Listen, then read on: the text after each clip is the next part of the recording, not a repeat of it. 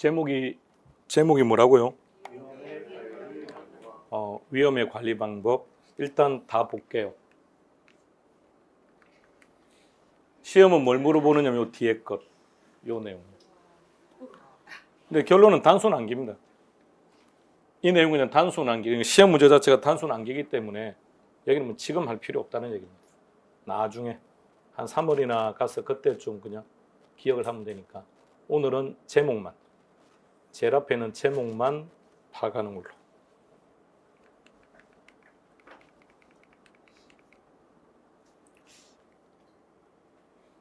첫날 말씀을 드린 것 같기도 한데 암기가 중요한, 이제 한 5주 정도, 6주 정도 진행했으니까 암기가 중요한 것 같습니까? 이해가 중요한 것 같습니까? 또 이상한 소리 하죠? 암기할 건 암기하고 이해할 건 이해해야 된다니까. 이게 이해할 게 뭐 있습니까? 이해해서 말라고요. 여러분들한테 이해를 하고 있는지를 물어보는 문제입니까? 이건 단순히 암기하면 되는 거죠. 뭘 이해 같은 소리 하고 있습니까 지금? 얘는 이해입니까 암기입니까? 이 뭐 이해입니까? 암기죠. 차이점이 뭐가 있는데요? 위험 선호형이 회피형보다 더 큰 수익을 요구한다. 동일한 위험 증가에 대해서는 위험 회피형이 더 큰 수익을 요구한다. 그게 무슨 이해를 요하는 거죠? 기울기가 가파르다. 끝. 암기하면 되죠. 그런데 거기까지 갈 때까지는 제가 여러분들을 설득을 시켜야 되니까 이해를 시키려고 설명을 드린 거죠. 그리고 끝나면 그 다음 여러분들은 암기를 하면 되는 거죠. 자, 그러면 어떤 것은 이해를 해야 되는 거죠? 어떤 것은 출제자가 과정을 물어보는 것. 이유가 뭡니까? 라고 물어보는 것. 이유는 결과를 물어보는 게 아니죠. 과정을, 원인을 물어보는 거죠. 이런 것들은 이해를 하고 있어야죠. 그런데 다음 중 그 종류가 아닌 것은 이렇게. 다음 중 위험 증가가 아닌 것은 이렇게 종류를 물어보거나 다음 중 시장 실패 원인이 아닌 것은 이 결과를 물어보는 것들은 그냥 단순 암기인 거예요. 그럼 뭐 응용이 될 게 없으니까. 그럼 그 비중은 어떻게 나오는다? 그냥 반반이라고 보시면 돼요. 반반. 그러니까 이해가 중요하고 암기가 중요하고 저는 그 개인적으로 다 의미 없는 소리라고 생각합니다. 그냥 이해할 거 이해하면 되고 암기할 거 암기하면 되고. 정리됐죠? 그 순간은 무조건 그 정리가 된 그 순간부터는 이제는 이해입니까 암기입니까? 암기죠. 그럼 그때부터 뭐 하는 겁니까? 반복. 그것만이 합격하는 방법입니다. 방금 그걸 계속 이해를 하고 있다고 생각해 보세요. 어떻게 될 것 같습니까? 헷갈리는 문제도 있지만 본인이 이제 소설을 쓰기 시작합니다. 소설을 써서 전혀 엉뚱한 얘기를 하고, 외부 효과에 있었죠. 외부 효과. 예전에는 아주 원칙적인 강의를 했습니다. 10년 전에는. 질문이 어떻게 돌아온 줄 아십니까? 과소생산, 과대생산 그랬죠. 정의 효과가 발생하면 정의 외부 효과를 시장에 맡기면 소. 근데 상식적으로 생각하면 정의 외부 효과는 유리한데 유리하면 당연히 과대생산 아닐까? 근데 그걸 또 그럴듯하게 소설을 씁니다. 장문입니다. 그걸 또 카페에 보냅니다. 틀린 거 아니냐고. 그럼 저는 한마디 합니다. 소설 쓰지 마세요. 이렇게. 소설을 쓰니까 이해할 부분은 이해를 하되 암기할 거는 철저하게 암기를 하는 거고. 그리고 그 이해를 시켜드리는 건 제가 이해를 시켜드리는 거예요. 제가 이해를 시켜드려서 이 얘기가 끝나면 그다음부터 그냥 단순 암기로 가는 거예요. 반복이에요. 결론은 시험 치는 게 목적이지 여러분들 논문 쓸 건 아니지 않습니까? 갑니다. 제목이 뭐라고요? 자, 어찌되었든 간에 위험은 회피해야 될 대상인 건 분명하죠. 자, 이제 위험을 한번 회피해보자는 얘기예요. 첫 번째, 투자자 자신이 부담할 위험을 타인에게 떠넘기는 겁니다. 위험 증가.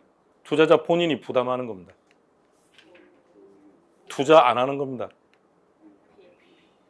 위험이라고 하는 것은 시점상 과거, 현재, 미래 언제 발생하는 거죠? 미래? 그러니까 완전히 예측이네요. 그죠? 그렇다면 장래에 위험이 발생할 확률이 50%보다는 20%가 좋겠네요. 100억보다는 10억이 좋겠네요. 자, 그게 위험 통제. 위험이 발생하는 것은 어쩔 수 없다. 위험이 발생하는 것은 내 능력 밖의 문제다. 그렇지 않습니까? 그러나 가급적이면 그 가능성을 좀 낮춰 보자.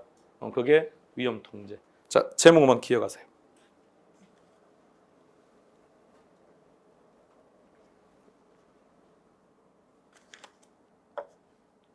(2020년 10월 31일) 늦은 7시 여러분들은 어디에 있을 것 같습니까? 설마 그날이 무슨 날인지 모르고 이런 건 아니죠? 뭐 하고 있을 것 같습니까? 술집에 있겠죠. 술집에. 자, 주변을 쭉 돌아봐 봐요. 우는 사람 보일 겁니다. 그 사람 얼굴 확인해요. 난 쉬는 시간에 알려주세요. 너 울고 있더라고. 자, 거기서 누군가가 한마디 합니다. 에이씨, 배운 거 하나도 안 나왔다고. 위험 증가. 본인이 부담할 위험을 타인에게 떠는 거. 그런 거 하면 안 돼요. 두 번째, 또 어떤 일은 얘기합니다. 괜찮아. 나는 캔디야. 나 울지 않을래. 내년에 또 시험 보면 되지 뭐. 위험 보유입니다. 10월 30일 늦은 12시 병원 응급실에 입원했습니다. 그날 대한민국 병원에 많이 입원합니다. 본인이 알 거 아닙니까? 어차피 결과는 어떻다는 것을 시험장 갔다가 잘못되면 참 쪽팔리는 문제인데 그러니까 아예 안 보러 가는 거죠. 그게 세 번째 위험 회피. 아시겠습니까? 지금 뭐 하고 있는 줄 알았는데 그 진도 나가는 중이었는데. 자, 위험 회피. 그래서 나중에 보면 종류가 많아요. 종류가. 근데 그때 제가 이렇게 말합니다. 일절 암기할 필요 없다고. 그냥 결과가 뭐죠? 투자 안 한다가 결과예요.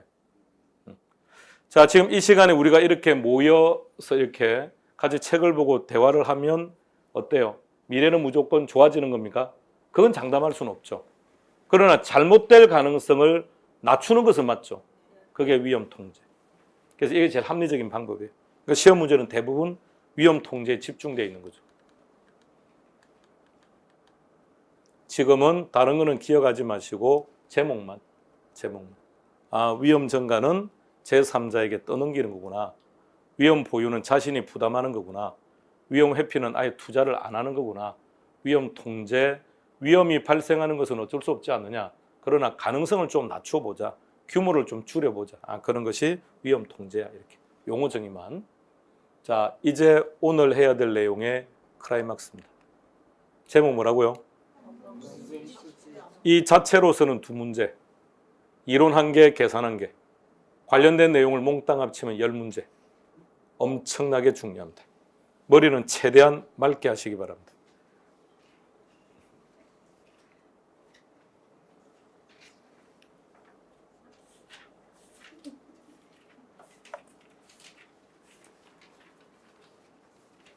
페이지 불러드릴게요. 어디라고 자꾸 넘기고 있습니까? 어딘지도 모르면서. 자, 교과서 페이지는 320페이지. 자, 다시 앞으로 넘겨서 319를 잠시 볼게요. 2절에 2번 제목이 뭐라고 되어 있습니까? 거기다가 별표시 100개.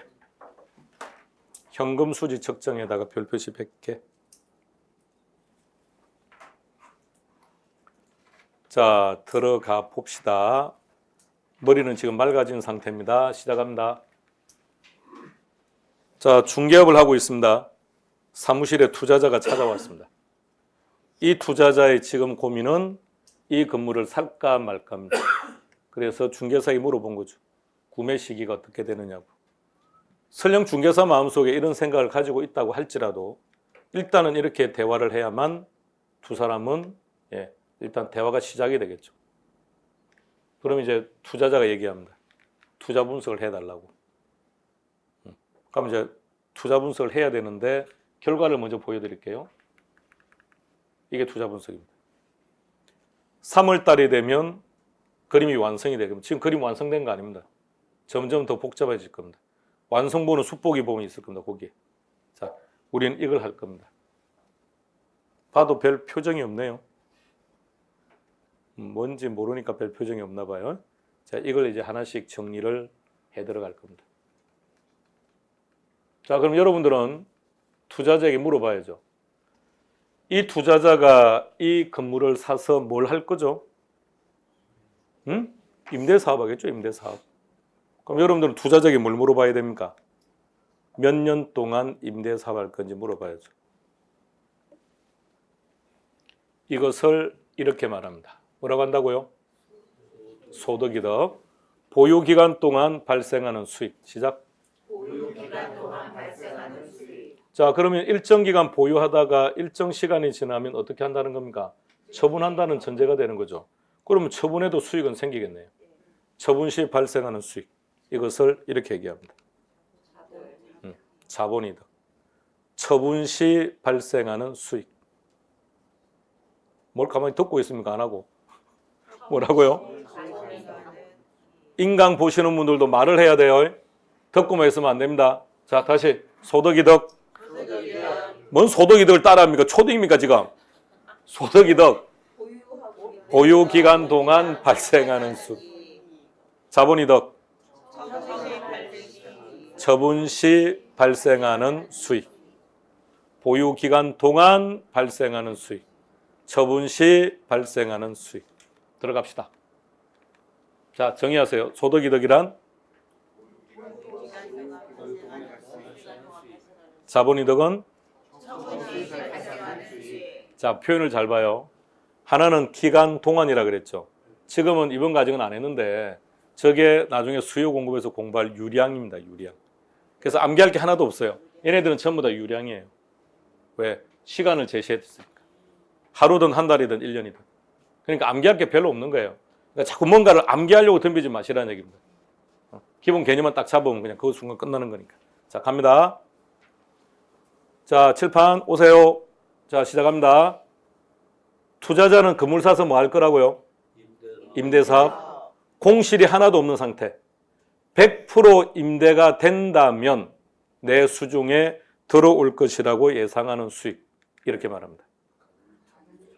저기서 가능이 오면은 최대한. 간단하게 표현하면 이렇게 표현합니다. 그런데 임대 안 될 수도 있죠. 얘가 아니고 공실 이렇게 말해줘. 뭐 얘가 되면 얘가. 자, 임대 안 될 수도 있죠. 공실. 임대는 되었지만 임대료 못 받을 수도 있습니다. 우리는 아닙니다. 우리나라는 보증금 제도가 있으니까 보증금에서 까면 되지만 우리나라를 제외한 다른 모든 나라는 보증금 개념이 없으니까 자, 내일 드릴게요 라고 말을 해놓고 임차인이 야밤 도주할 수도 있습니다. 그걸 대손이라 그래요. 대손. 돈을 떼었다고요. 대손 충당금. 그래서 제목 둘이 다르다는 건 아시겠죠? 그래서 공실의 풀네임은 공실, 손실, 상당액 이렇게 말해요. 하여튼 뭐 지저분해요. 근데 그냥 신경 쓰지 말고 그냥 공실 이렇게 합니다. 공실. 그냥 퉁쳐서 그냥 공실로 기억하세요. 그런데 건물주가 건물 1층에 자판기를 설치했대요. 그럼 수익 생길 수 있는 거죠. 주차비를 별도로 받는다면. 그죠? 근데 그들은 임대 수익은 아니지 않습니까? 그래서 이렇게 불러요. 기타 소득. 가감 조정하면 이렇게 나옵니다. 가능이 무슨 뜻이라고 했습니까? 최대한. 총이란 뜻이에요. 최대한. 유효는 실제로 내 호주머니에 들어온 돈 이런 뜻입니다. 자, 여기까지만.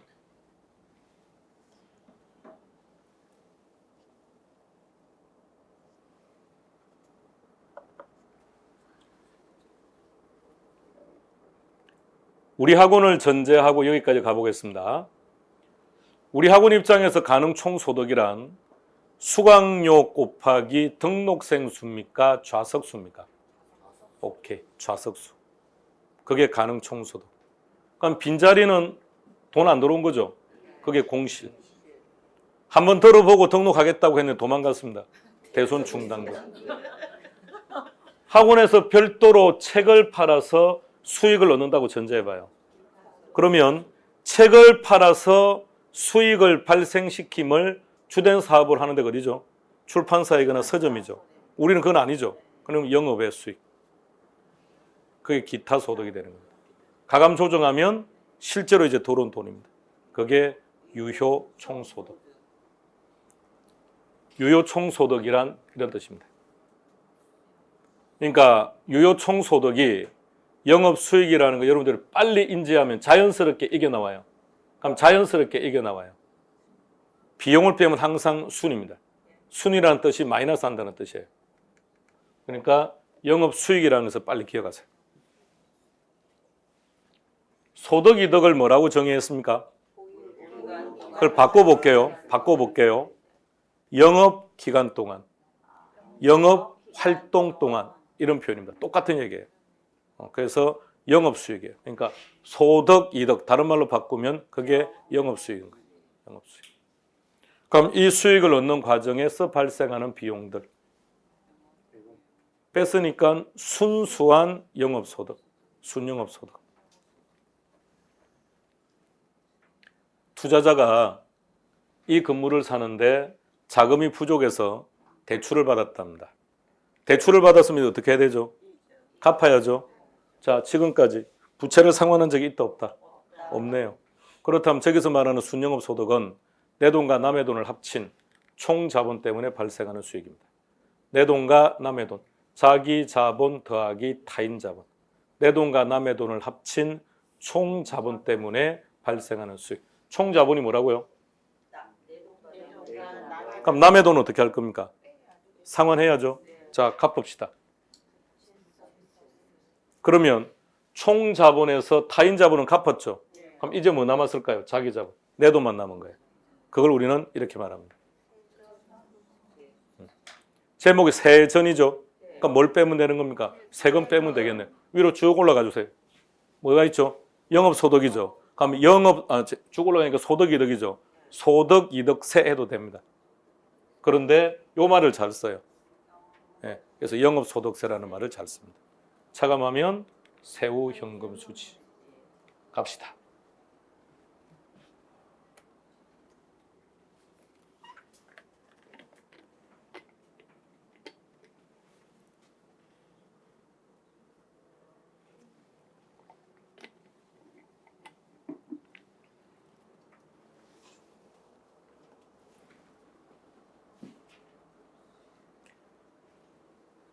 이런 거 하지 마세요.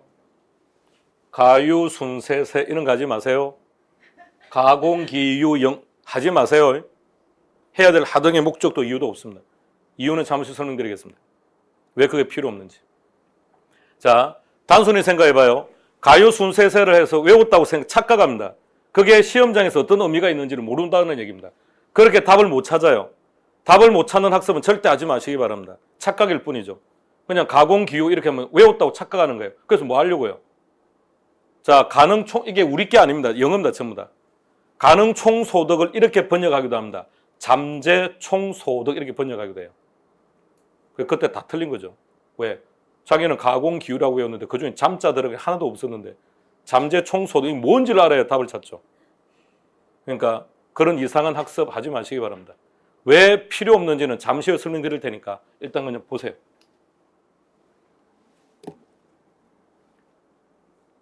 자, 그냥 바로 지금 일단 한 가지 정리해보고 갈게요.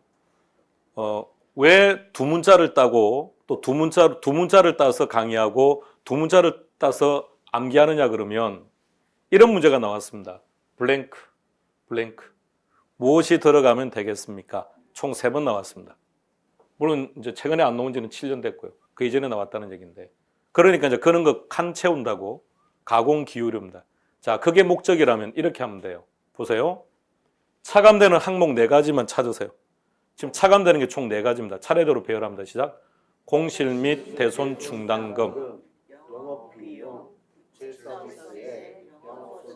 자, 거기서 공실은 왜 뺐죠? 공실을 왜 빼죠? 돈이 안 들어온 거죠. 그걸 좀 다르게 해석해봐요. 공실 위에 있는 것을 보세요. 수익을. 제 돈 들어온 겁니까? 추정치입니까? 그렇죠. 그게 문제입니다. 그러니까 우리 학원도 애초부터 수강료 곱하기 좌석수로 구하면 안 된다는 얘기예요. 등록생 수로 구해서 해야죠. 그럼 애초부터 뭐가 나왔을까요? 유효총소득이 나왔겠죠. 감 잡으시겠습니까? 그럼 공실을 뺄 이유가 없었다는 얘기입니다. 그럼 일단 공실은 무시. 자, 그 다음에 3가지 차례대로 갑니다. 시작. 비용, 부채, 세금. 이게 인과관계 순서입니다. 비용 빼고 부채 갖고 세금 냅니다. 자, 잘 보세요. 자, 얘 갈 겁니다. 유효 총소득과 라인을 맞추세요. 매도 가격이에요. 같은 겁니다. 유효 밑에 뭐 있죠? 비용이죠. 그럼 여기도 비용이 나옵니다. 비용 밑에 뭐 있죠? 순이죠. 그럼 여기도 순 나옵니다. 순 밑에 뭐 있죠?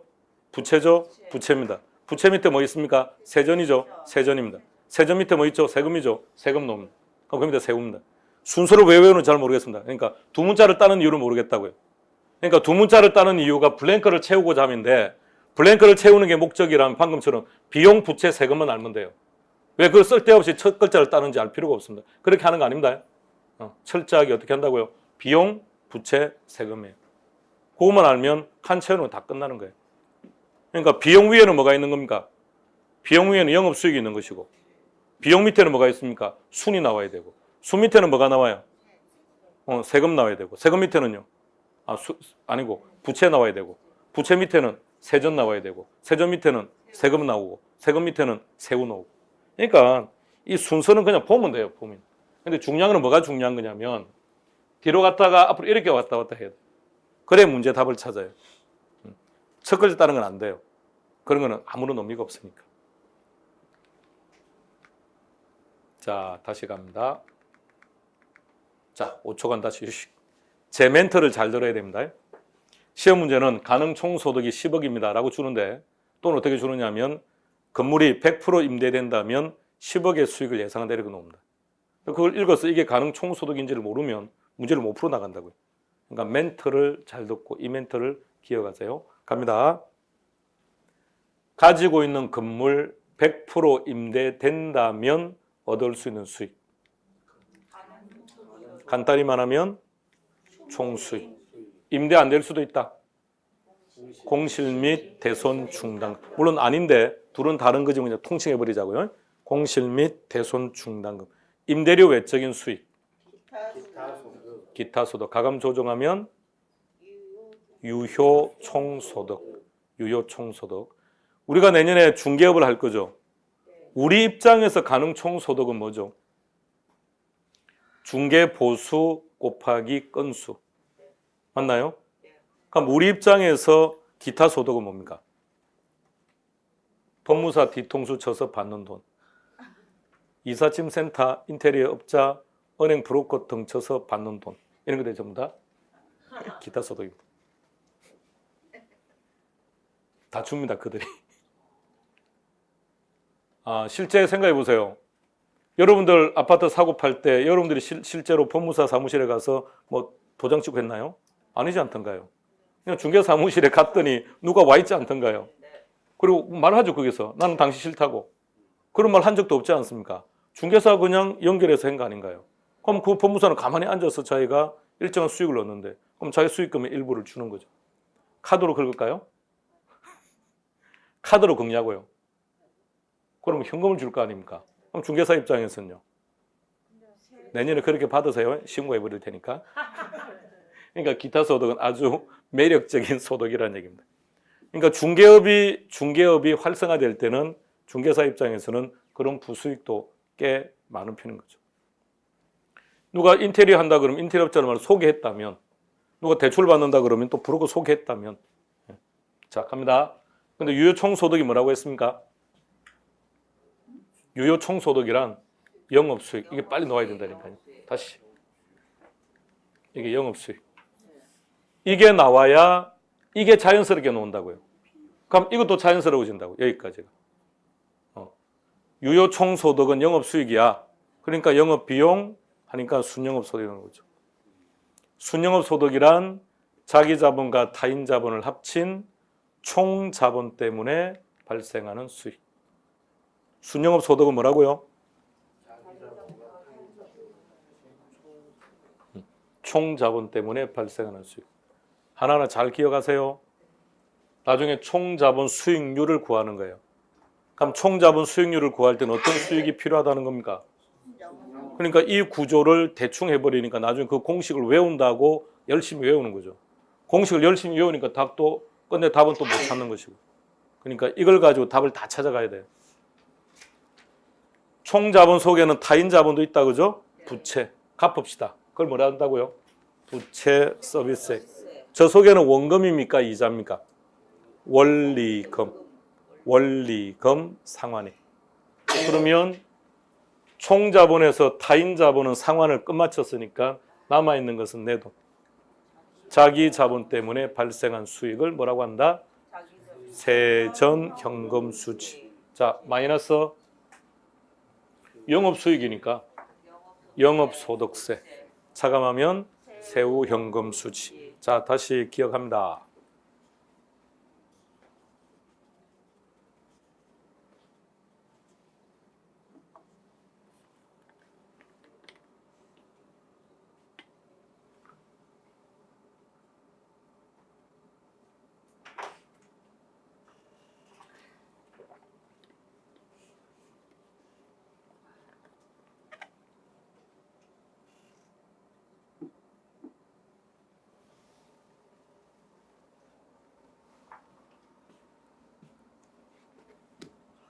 소득 이득의 종류가 총 몇 가지죠?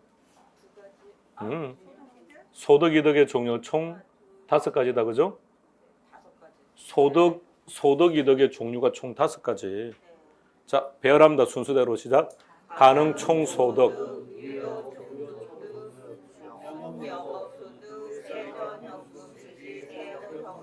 그런데 칼라를 제가 다르게 적었습니다. 위에 3가지와 아래 2. 자, 그 사이에 뭐가 들어가 있습니까? 그렇죠? 예. 위에 3가지와 아래 2가지 수익의 분기점에 부채가 있습니다. 그렇다면 부채 서비스액을 기준으로 했을 때 위에 있는 수익들은 부채가 포함된 겁니까? 제외된 겁니까? 포함된 거죠. 그러면 자기 자본과 타인 자본을 합친 총 자본 때문에 발생하는 수익입니다. 총 자본을 이렇게도 표현합니다. 총 투자액. 그래서 위에 3가지 수익은 총 투자액 대비 발생하는 수익들입니다. 자, 이제 부채 빠졌습니다. 그럼 아래 2은 왜 생긴 거죠?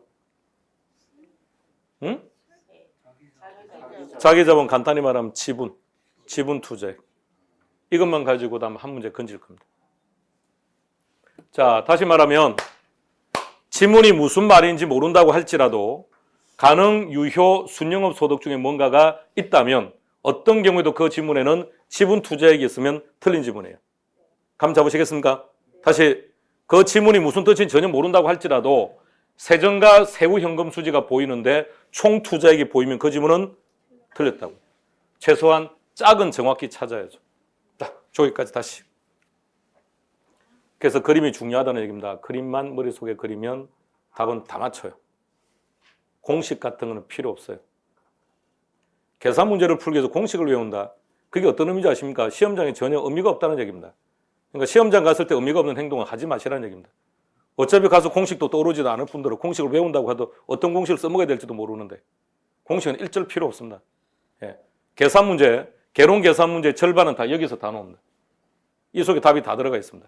그럼 다시 말하면 자, 하나 만들어 볼게요.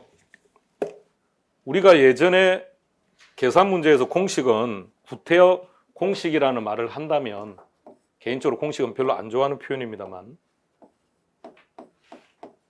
지금 내가 알고 싶은 것은 먹은 비율을 알고 싶어요. 먹은 비율. 어떻게 구하면 되는 겁니까? 분모. 전체 사과 분해. 그 다음에 먹은 거. 이게 모든 공식입니다. 개론에서 총 150개 공식이 사용됩니다. 기존 절개서는 한 70개 됩니다. 그 70개는 한 방에 지금 다 끝낸 겁니다. 이건 다 외운 거예요. 무조건 어떤 경우는 알고자 하는 게 올라간다? 분모는 기준이다. 그것만 알면 돼요. 연습해 볼게요. 총자본 수익률 이렇게 나와요. 율이라는 것은 분수화 시키라는 겁니다. 백분율로. 그러니까 율 자체는 있든 말고는 없어요. 자, 그 다음 잘 봐요. 알고 싶은 게 총자본입니까? 수익입니까? 총자본을 알고자 하는 겁니까? 수익을 알고자 합니까? 그러면 수익을 어디로 올려야 됩니까? 어디로 보내야 됩니까? 위로. 그럼 총자본은 이렇게.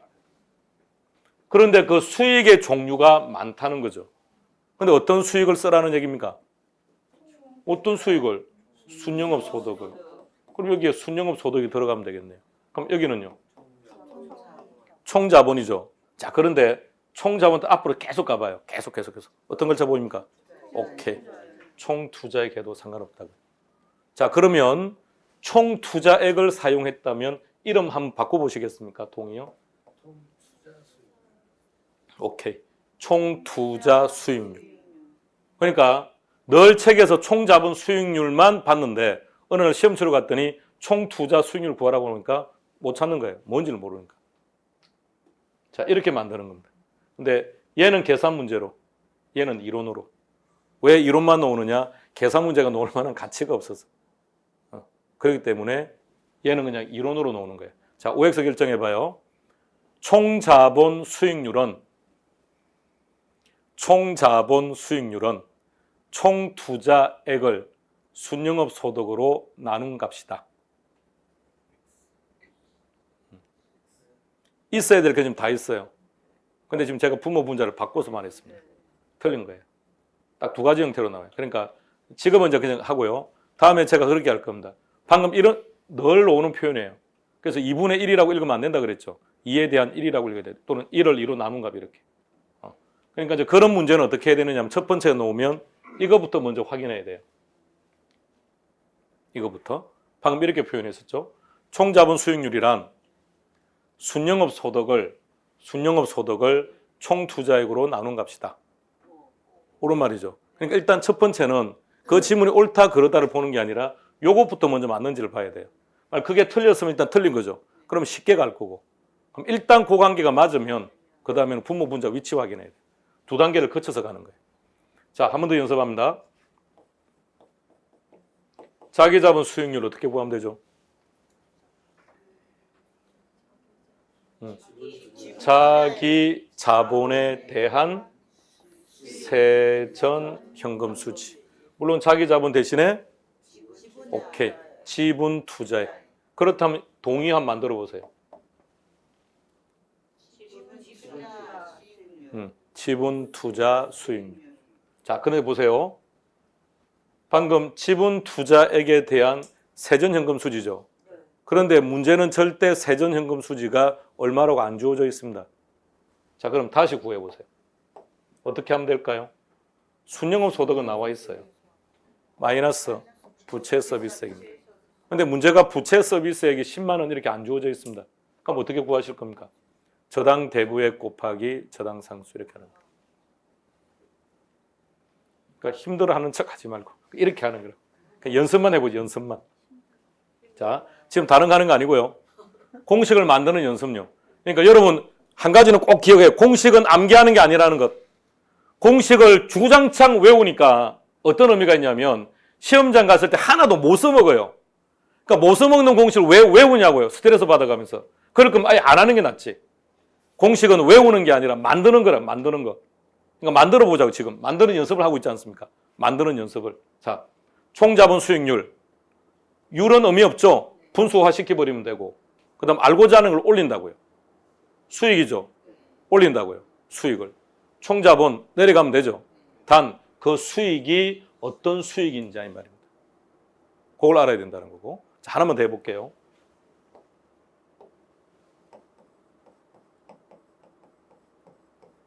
시험에 아주 자주 나오는 내용입니다. 율자 떴죠? 그럼 분수화하는 겁니다. 여러분들이 먼저 만드세요.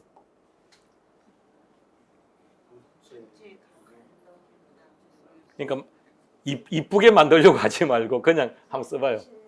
알고 싶은 게 부채입니까? 감당 능력입니까? 그럼 감당 능력 올리고 부채 품으로 가면 되겠네. 오케이. 그럼 저기서 부채 찾아봐요. 오케이. 부채 서비스액. 근데 부채 서비스액, 자, OX 결정해봐요. 부채 서비스액을 상환하려면 세전 현금 수지가 커야 된다. 보시고. 부채, 이게 시험 문제라고요. 부채 서비스액을 상환하기 위해서는 세전 현금 수지가 클수록 유리하다. OX. X.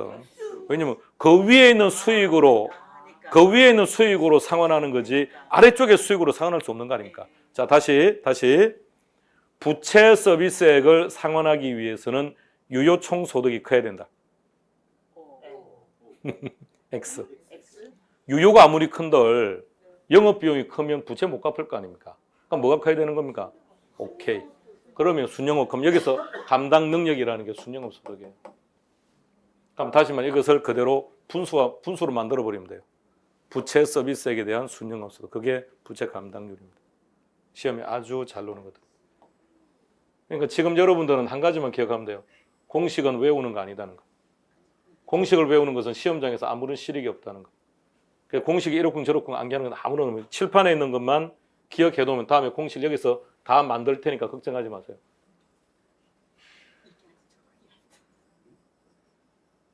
단 한 가지는 알아야죠. 이것만요. 알고자 하는 게 올라간다. 기준은 분모로 간다. 항상 제목에서 특정한 내용의 제목에서 알고 싶은 거는 올린다. 기준은 분모로 간다. 그거만 알면 모든 공식은 다 기억하는 겁니다. 그렇게 만드는 겁니다. 그러니까 외우리 하지 말라고요. 그럼 똑같이 해봐. 우리 했던 것 중에서 LTV. 제목 봐요. 담보 인정 비율. 율자로 끝났죠? 그러니까 분수가 하는 거예요. 담보 인정 비율. 알고 싶은 게 부채입니까? 아니면 자산 가치입니까? 부채는 부채 올리면 되죠. 부채. 그럼 자산 가치 분모로 가면 되죠. 그럼 자산 가치에 대한 부채죠. 근데 이제 좀 더 구체적으로 그 부채가 저당 대부액이라는 거예요. 이런 식으로. 그러니까 공식을 외우리 하지 마시라는 얘기입니다. 그러니까 외웠을 때 시험장가 써먹을 수 있느냐가 문제니까.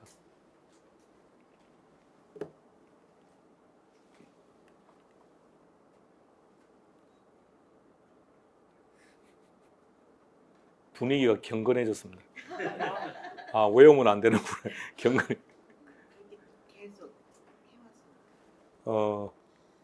개론에서는 계산 문제가 7개에서 11개 사이에 나옵니다. 그리고 계산 문제라는 말을 딱 하니까 딱 떠올리는 게 머릿속에 수학이에요, 수학. 근데 수학적인 지식 아무것도 요구하지 않습니다. 공식 필요 없습니다. 외우리 그러니까 공식을 다 외웠다고 전제합시다. 뭐 어찌되었던 연습장에 100번 써서 외웠다고 전제합시다. 자, 그래서 시험장 갔습니다. 어떤 공식을 끄집어낼 겁니까?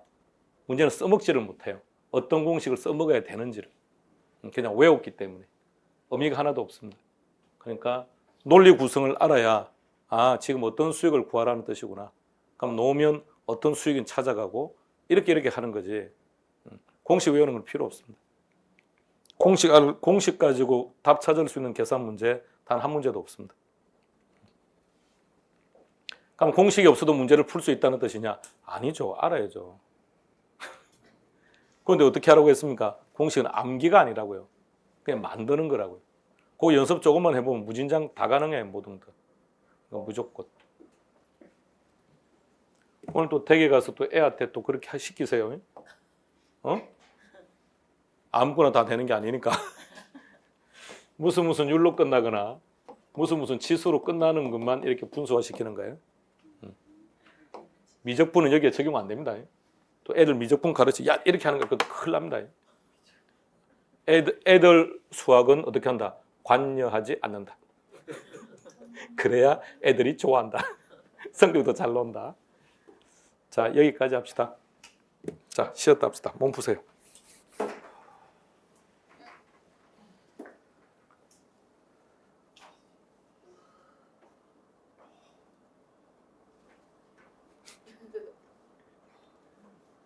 자, 이제 갑니다.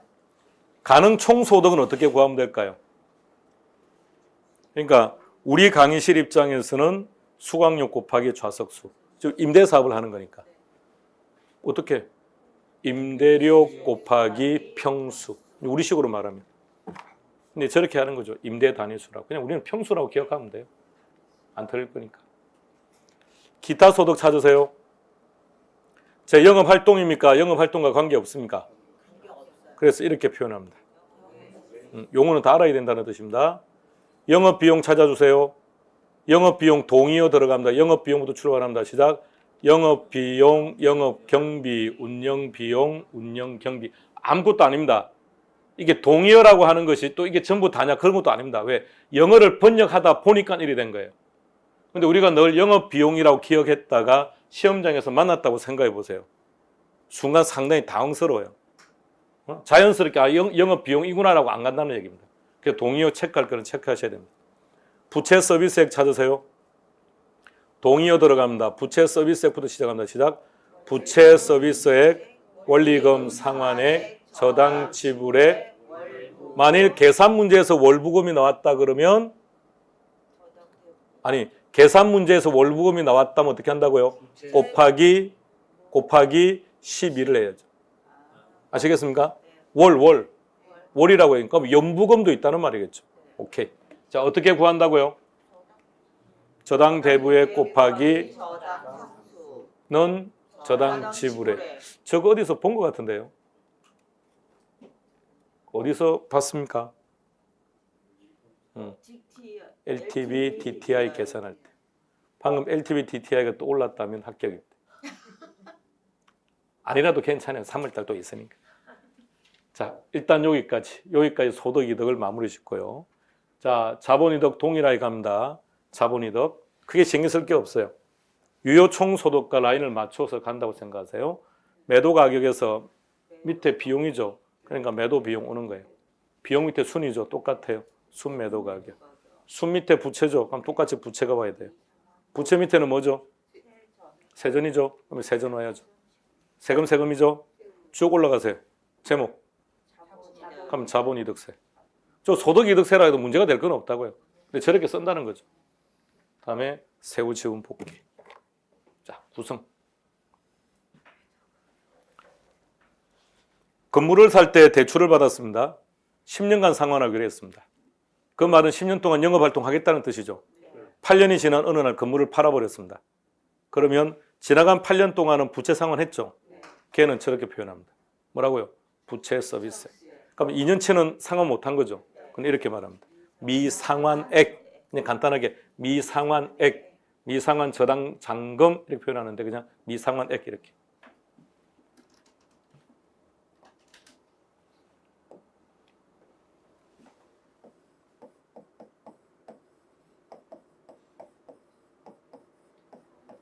양도 차익은 어떻게 구합니까? 아직 진도는 안 나갔습니다만. 양도 가액에서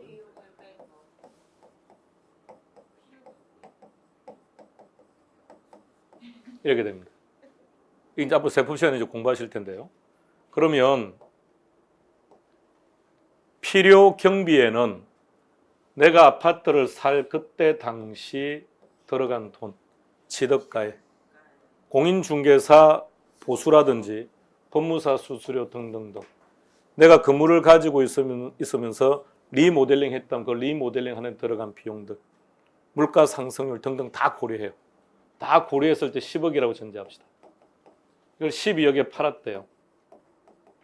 그래서 양도 차익이 2억이 생긴 겁니다. 양도 차익이라는 게 어떤 의미인지 한번 생각해 보세요. 양도 차익이 생겼다는 말은 저 아파트 때문에, 저 토지 때문에 들어간 모든 돈이 다시 내 호주머니에 다 들어왔다는 뜻입니다. 그 말 동의하시겠습니까? 자, 그럼 생각해 봐요. 내가 이 부동산 때문에 투자한 돈이 얼마죠? 내 돈이 10억이죠. 내 돈, 자기 자본 또는 지분. 그것이 다시 내 호주머니에 다 들어왔다고요. 내 호주머니로 다시 다 돌아왔다고. 복귀. 양도 차익입니다. 자, 지분 복귀액 보세요. 뭐라고 되어 있는지. 그럼 지분 복귀액이 무슨 말이라고요? 양도 차익. 그럼 얘가 무슨 세금이죠? 양도소득세. 양도소득세라는 얘기입니다. 용어가 조금 낯설어서. 그러니까 얘는 학문적인 표현이고요. 그런데 일반인들이 지분 복귀액 그러면 저걸 이해하기 힘들지 않습니까? 그래서 세법에서는 용어를 약간 바꿔주는 거예요. 이렇게 편안하게. 학문적으로는 자본이득세인데 이러면 일반 시민들이 이해하기가 힘들어하니까 세법에서는 양도소득세라고 용어를 바꿔놓은 거죠. 좀 더 이해하기 용이하게 하려고. 자, 이게 소득이득의 구조입니다. 자, 지금 칠판에 있는 내용들이 첫 글자 따른 것은 의미 없다 했습니다. 그러니까 뒤로 갔다가 앞으로 이렇게 정리하게 됩니다. 칠판에 있는 내용들이 머리에 완전히 정립이 되고 난 다음에 나오셔야 됩니다. 제가 문 밖에 있을 겁니다. 나오면 질문합니다. 대답 못하면 다시 백입니다. 확실히 정리하고 나오시기 바랍니다.